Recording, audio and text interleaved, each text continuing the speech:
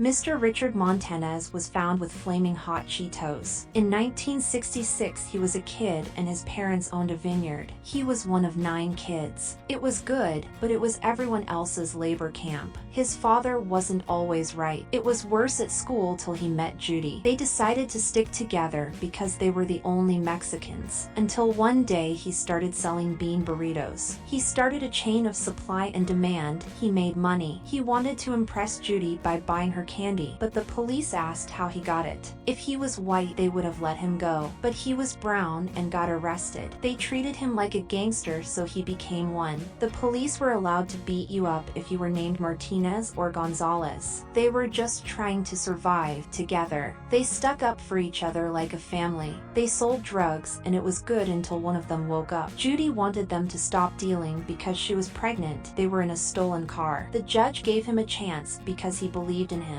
He decided to become better, but it didn't always mean better. They were poor. He tried to find work, but it was difficult. No one was accepting. Judy tried to sell tortillas. Their house ran out of food and the fridge was broken. He had to ask his dad for help. He didn't support him and thought that he wasn't trying hard enough to provide for his family. He had to do what he knew best. He wanted to deal, but every hood has its big brother, Tony Romero. He didn't want him to sling dope because he had kids. He asked him to put in a word for him at Fritos because he worked there. Richard goes to try and get a job at Fritos. He decides to take the application home. Judy decides to help him with his application. They fake that he graduated from San Bernardino High School. The interviewer knew he faked his resume. He promised to work super hard for the job. He was a janitor. He got his first adult job. He saw the factory for the first time. He was surprised by how big everything was. He was finally a part of something bigger than himself. He meets Nacho, who works super hard on his first day, helping his coworkers. He wanted to know how it worked, but the guy was so closed. He thought about beating him up, but he couldn't. It was his first week of work. He meets Clarence and asks about the machine and how it works. Tony apologizes and takes Richard. He tells him the union guys don't want to talk to him. It's like high school. He meets Hector and Alejandro. The plant managers have 401ks and safe jobs. There are floor managers who have no job security. Then the blue-collar machine operators, especially Clarence, who was there the longest. They are the lowest of the lows: packing, assembly line, and drivers. The bottom feeders are the janitors. He tells him to not blow his shot and ruin to hierarchy, or he has to go back to that life. He hated Vacho, but he was right. He didn't want to scrub floors all his life. He had to get to the top like Roger, CEO of PepsiCo that ran Fritos that ran them. If he wanted to go up the ladder, he needed to learn from Clarence. He gave him food to help to learn the machines. He realized a machine was off and told Clarence about it. Carson kept harassing him, but Clarence helped. Clarence was gonna help him,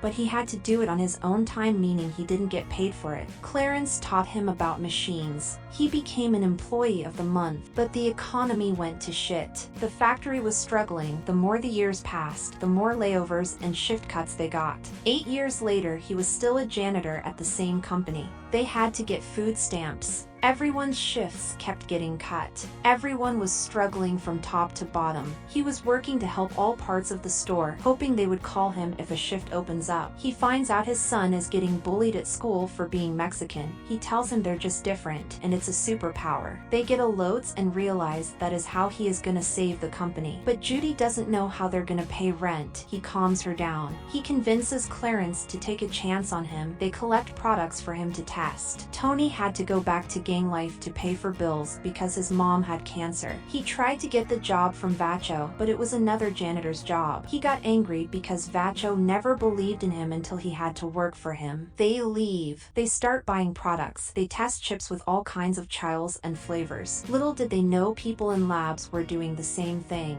Until one day they perfected the chip. It was hot, but the good kind. He finds out that a lot of his friends got laid off. He tries to convince Lonnie, the interviewer, about his brand of spicy chips, but he doesn't believe in blue-collar inventing chips. He snuck into the corporate room and got Roger's phone number. He begged his assistant to talk to Roger to revolutionize Fritos. He convinces Roger to send him a box of samplers. He and Judy pray before sending the box for it to be good. Roger tries it. He decides to visit the plant to talk to Richard about more of his ideas. People found out. Lonnie got angry because he broke rank and spoke to the guy at the top. Lonnie assumes they're gonna shut them down. Once Enrico realizes spicy Cheetos is a bad idea, he regrets contacting Enrico and wants to stop him from coming, but Judy reminds him of his gifts and everything he has done up until that moment when he can finally meet Enrico. They study for a presentation. He asks Clarence for tips on presenting. He gets a suit. He thanks Judy for believing in him the whole time and always being there, even at rock bottom. Vashon tells him how proud he is of him. The day Enrico arrives, he meets Enrico in person. He does a presentation but decides to talk about the product for the Mexicans. Enrico believes in Richard's idea. They stock the shelves with the product, but people aren't buying them. Corporate decides to pull the product. Richard gets depressed. Clarence tells him to be the same Richard from 10 years back, where he would ask questions to solve anything. They lost power in their house. Their son suggests they make a commercial to get the product moving. Richard gets Tony and his gang for help. They tell everyone in the factory to move the chips into their cars and trucks. They start to give out the product so people can try it and get hooked. James never believed in Richard, but the product starts to become a bigger hit. Enrico calls Richard to request 5 million more cases. 6 months later, everything is back to normal. Everyone got their shifts back. He finds out Clarence has become plant manager at a different location, but Richard is still a janitor. Clarence tells him he will move up eventually. He finds Enrico. He promotes him to director of multicultural marketing. The factory celebrates his promotion. He tells Judy about his promotion. He knows the importance of being a janitor, cleaner, and valet. Thank you for watching. Consider subscribing.